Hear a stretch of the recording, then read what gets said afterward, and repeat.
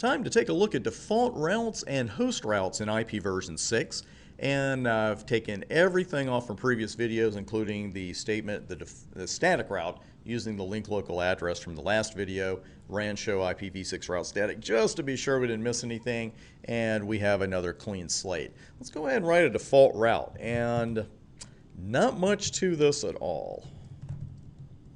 Actually, we didn't even need that, because we've been using a prefix there in the middle, but now we're going to use the two extremes, a 0 and a 128. The 0 is going to be used for the default route, the 128 for the host route, and here's what we put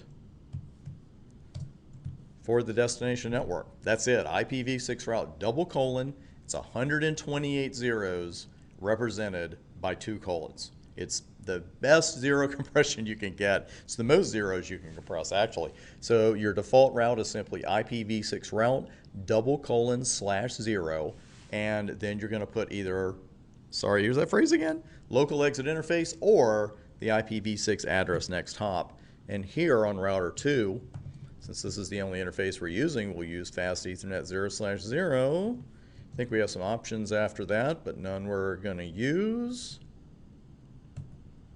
And that's it.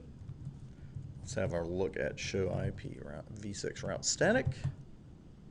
There's our static default route. That's exactly what it looks like. And now we just need to make sure we can ping our friend router 4.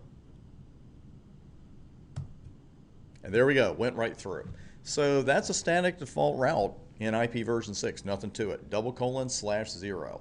Now, a host route, we're going to use a 128-bit mask for that one, because just as in version 4, version 6 host route is a route for one destination and one only. And we've seen some of these. We saw those local routes in an earlier video. After we enabled IP version 6 on an interface, it put a connected entry in and a local entry in. The local entry was pointing to the IP version 6 address we actually put on the interface. This is going to be a more traditional host route where we're pointing toward a remote destination.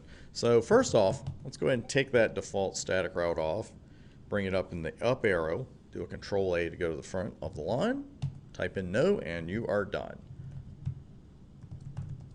And because I'm just that way, you know I got to verify it. Show IPv6 route static shows nothing. Let's go ahead and get the host route to that one IP address over on router 4 and get that in place.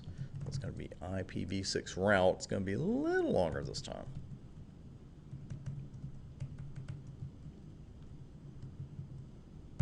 This time we're putting the 4 in there because that's the host portion of the address. We weren't doing that before with our static routes.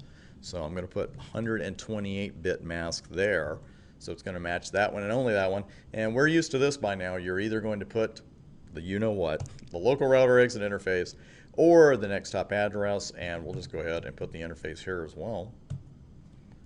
And that is a host route in version 6. And let's go ahead and ping that one host and make sure it works.